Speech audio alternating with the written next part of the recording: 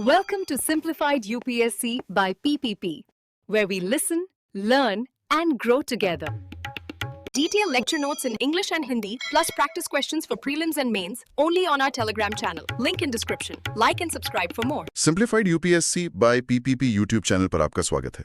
चर्चा शुरू करने से पहले हम अपने सभी मौजूदा सदस्यों का दिल से शुक्रिया अदा करना चाहते हैं। आपका सपोर्ट ही हमें आप जैसे गंभीर उम्मीदवारों के लिए ऐसा कंटेंट बनाने की ऊर्जा देता है। तो चलिए आज की पड़ताल शुरू करते हैं।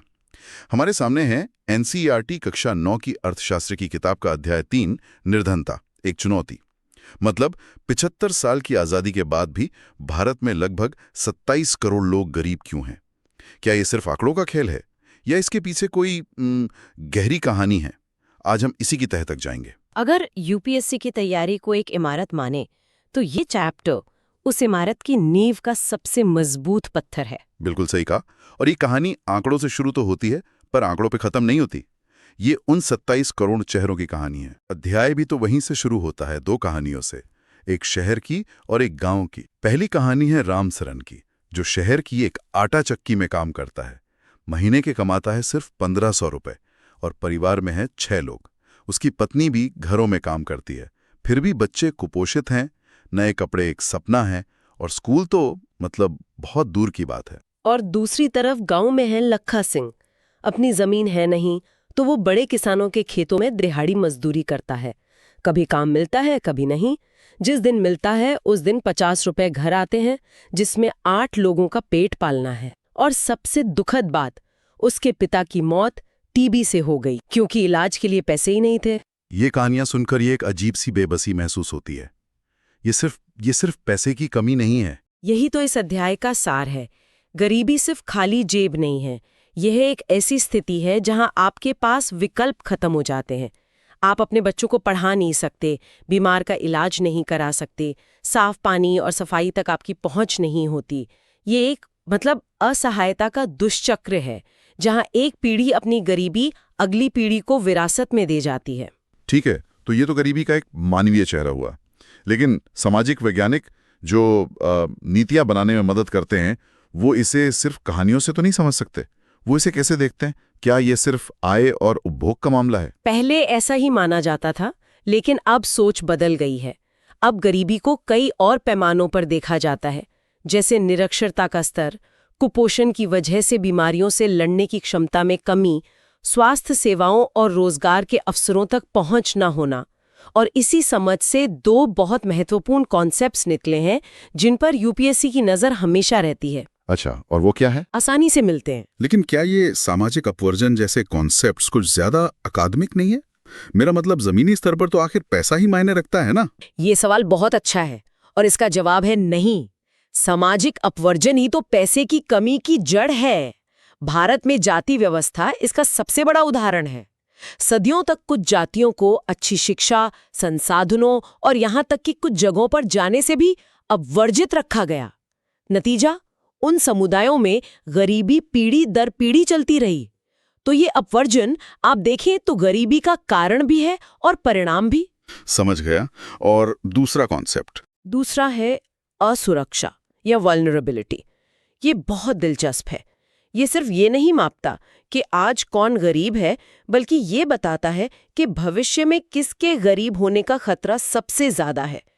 कुछ समुदाय जैसे अनुसूचित जाति, जनजाति या कुछ व्यक्ति जैसे कोई विधवा या विकलांग व्यक्ति ज्यादा असुरक्षित होते हैं। मतलब अगर कोई बाढ़, सूखा या भूकंप जैसी आपदा आती है या अर्थव्यवस्था में कोई बड़ी मंदी आती है, तो सबसे पहले और सबसे बुरी मार इन्हीं लोगों पर पड़ती है।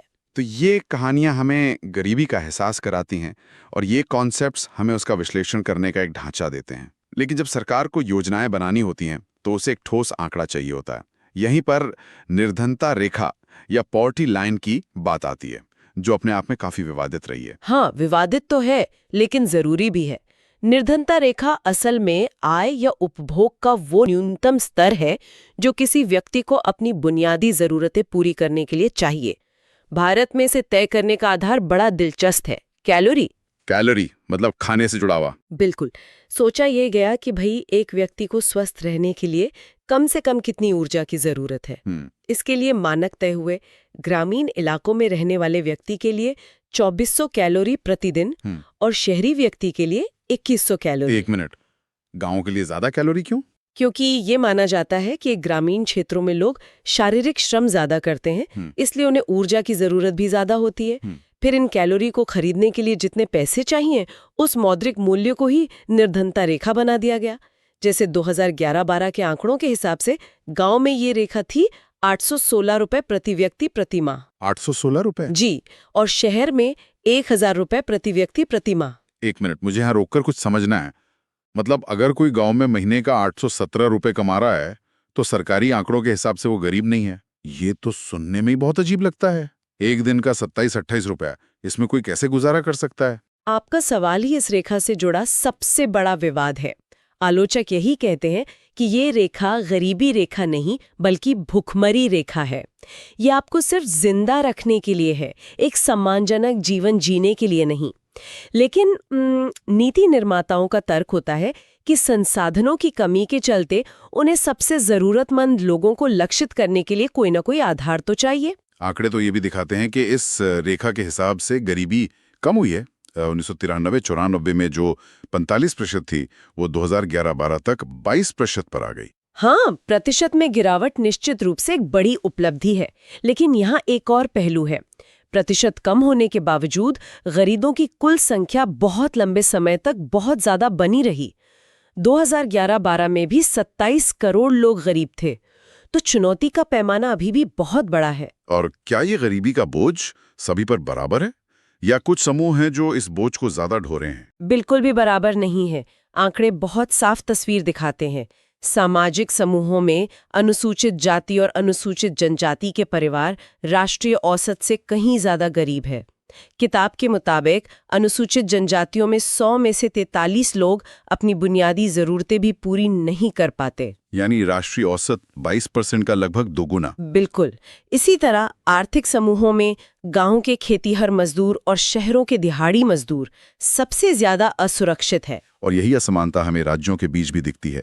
एक तरफ बिहार और ओडिशा जैसे राज्य हैं जहां गरीबी 33% से भी ज्यादा है, और दूसरी तरफ केरल, पंजाब, आंध्र प्रदेश हैं जिन्होंने इसे काफी कम कर लिया है। हाँ, और हर राज्य की सफलता की कहानी अलग है।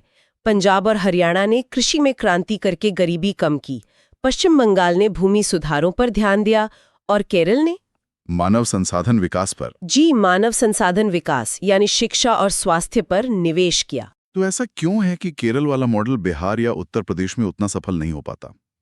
क्या सिर्फ राजनीतिक इच्छा शक्ति की कमी है या जड़ें और गहरी हैं? इसमें ऐतिहासिक, सामाजिक और राजनीतिक तीनों कारण हैं। देखिए, केरल में सामाजिक सुधार आंदोलनों का एक लंबा इतिहास रहा है, जिसने शिक्षा और स्वास्थ्य के प्रति एक मजबूत जमीन तैयार की।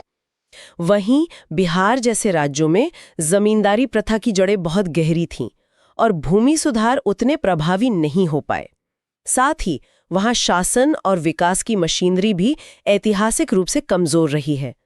तो ये सिर्फ आज की इच्छा शक्ति का सवाल नहीं है, बल्कि सदियों की सामाजिक आर्थिक संरचना का भी परिणाम है। चलिए अब इन्हीं कारणों पर आते हैं।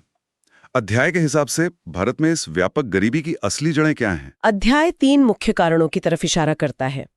पहला है ऐतिहासिक ब्रिटिश राज। उनकी नीतियों ने भारत के पारंपरिक उद्योगों को तबाह कर दिया और ऐसी आर्थिक संरचना बनाई जिसका फायदा सिर्फ इंग्लैंड को मिला। हमें विरासत में एक पिछड़ी हुई अर्थव्यवस्था मिली। और बाकी दो कारण? दूसरा कारण है हमारी जनसंख्या वृद्धि की तेज रफ्तार। इससे हुआ ये कि विकास का जो भी फायदा हुआ वो एक बहुत बड़ी आबादी में बंट गया, जिससे प्रति व्यक्ति आय बहुत धीरे धीरे बढ़ी। और तीसरा, शायद सबसे महत्वपूर्ण कारण, संसाधनों का असमान वितरण, खासकर जमीन का। आजादी के बाद भूमि सुधारों की कोशिशें तो हुई, लेकिन वो पूरी तरह सफल नहीं हो पाईं। नतीजा ये हुआ कि गांव में एक छोटा सा तबका बहुत सारी जमीन का मालिक बना रहा और एक बड़ी आबादी भूमिहीन मजदूर बनकर रह गई। असल में ये तीनों कारण एक ही कहानी कहते हैं कि भारत की आज़ादी के बाद की तरक्की कुछ लोगों तक ही सिमट कर रह गई। एक तरफ जनसंख्या बढ़ रही थी और दूसरी तरफ जमीन जैसे सबसे जरूरी संसाधन कुछ ही हाथों में थे। तो विकास का फायदा एक छोटे से तालाब में जमा होता रहा, जबकि एक बड़ी आबादी उस तालाब के बाहर प्यासी खड़ी थी। शायद यही भारत की गरीबी की असली जड़ है। आपने बिल्कुल सही तरीके से इसे संक्षेपित किया है। यही वो चुनौती थी जिससे निपटने के लिए सरकार ने दो तरफा रणनीति अपनाई। वो दो तरफा रणनीति क्या थी? पहला स्तंभ था आर्थिक विकास को रफ्तार देना। ये सोच थी कि अगर अर्थव्यवस्था का आकार बड़ा होगा, यानी केक बड़ा होगा, तो सबके हिस्से में थोड़ा ज्यादा आएगा, रोजगार के मौके बनेंगे और विकास का लाभ रिस्क कर, जिसे ट्रिकल डाउन कहते हैं, गरीबों तक पहुंचेगा। और 1980 के दशक के बाद से भारत की विकास दर दुनिया में सबसे तेज रही भी, और इसने गरीबी कम करने में एक अहम भूमिका निभाई। लेकिन सिर्फ विकास से काम नहीं चला होगा, क्योंकि ये तो हम जानते हैं कि विकास का लाभ सब तक बराबर नहीं पहुंचता। बिल्कुल, इसीलिए दूसरा स्तंभ अपनाया गया लक्षित गरीबी निरोधक कार्यक्रम, यानी सीधे सीधे गरीबों की पहचान करके उन तक मदद पहुंचाने वाली योजनाएं। इनमें सबसे प्रसिद्ध योजना है महात्मा गांधी राष्ट्रीय ग्रामीण रोजगार गारंटी अधिनियम, यानी MGNRGA, जो 2005 में आया। ये गांव के हर परिवार को साल में 100 दिन के काम की कानूनी गारंटी देता है। हाँ, और MGNREGA के साथ एक दिलचस्प बात यह भी है कि इसने न सिर्फ लोगों को आय दी, बल्कि ग्रामीण क्षेत्रों में मजदूरी के स्तर को भी बढ़ाया और खासकर महिलाओं की सौदेबाजी की शक्ति को भी मजबूत किया, जो कि एक अनपेक्षित लेकिन बहुत सकारात्मक परिणाम था। बहुत अच्छा पॉइंट जोड़ा आपने। इसी तरह की एक और योजना थी स्वर्ण जयंती ग्राम स्वरोजगार योजना, या SGSY। इसमें गरीब परिवारों, खासकर महिलाओं को स्वयं सहायता समूहों में, मतलब सेल्फ हेल्प ग्रुप्स में जोड़कर उन्हें बैंक से लोन और सब्सिडी दी जाती थी, ताकि वो अपना कोई छोटा मोटा काम शुरू कर सकें। ठीक है, अब उस हिस्से पर आते हैं जो UPSC उम्मीदवारों के लिए सबसे अहम है। इन सब कॉन्सेप्ट्स का परीक्षा से क्या लेना देना है? UPSC यहाँ से सवाल कैसे बनाता है? हमने अभी स्वयं सहायता समूहों यानी SHGs की बात की। अब 2013 के GS पेपर 2 का एक सवाल सुनिए। सवाल था, स्वयं सहायता समूहों और सूक्ष्म वित्त संस्थानों की वैधता और जवाबदेही के व्यवस्थित मूल्यांकन की आवश्यकता है। चर्चा करें। देखिए, NCERT आपको SHG से परिचित कराता है और UPSC आपसे उसके मूल्यांकन और जवाबदेही पर एक विश्लेषणात्मक उत्तर की मांग करता है। नींव NCERT ने दी, इमारत आपको बनानी है। ये एक बेहतरीन कनेक्शन है। और कोई उदाहरण? एक और उदाहरण देखें जो इकोनॉमिक्स को पॉलिटी से जोड़ता है। 2013 के प्रीलिम्स में सवाल आया कि संविधान में आर्थिक न्याय का जिक्र कहाँ है। इसका जवाब था प्रस्तावना और राज्य के नीति निदेशक सिद्धांतों में। अब इसे इस अध्याय से जोड़िए। MGNREGA हो, खाद्य सुरक्षा कानून हो या कोई भी गरीबी विरोधी कार्यक्रम, ये सब असल में संविधान में लिखे आर्थिक न्याय के वादे को पूरा करने की कोशिशें हैं।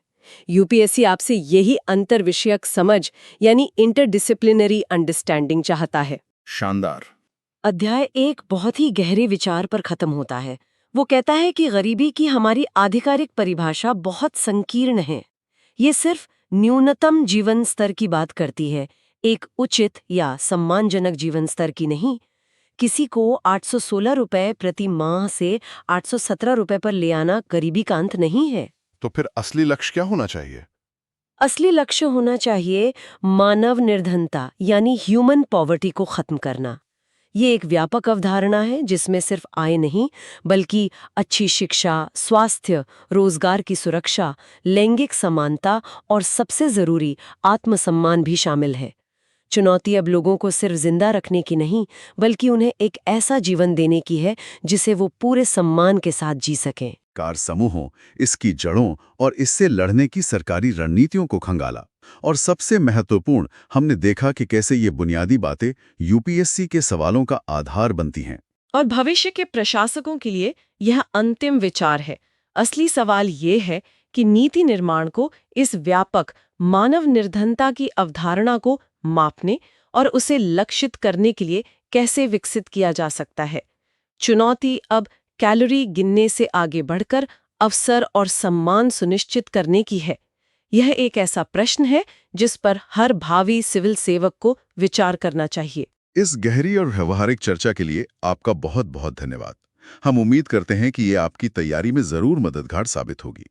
अगर आप हमारे काम को समर्थन देना चाहते हैं ताकि हम ऐसा कंटेंट लगातार लाते रहें, तो कृपया simplified UPSC by PPP channel को सब्सक्राइब करें और हमारी सदस्यता में शामिल होने पर विचार करें। हम अपने सभी सदस्यों को उनके निरंतर समर्थन के लिए एक बार फिर धन्यवाद देते हैं। अगली बार तक पढ़ते रहें। Thanks for watching. Follow us on Telegram and Instagram. Don't forget to like, share, and subscribe.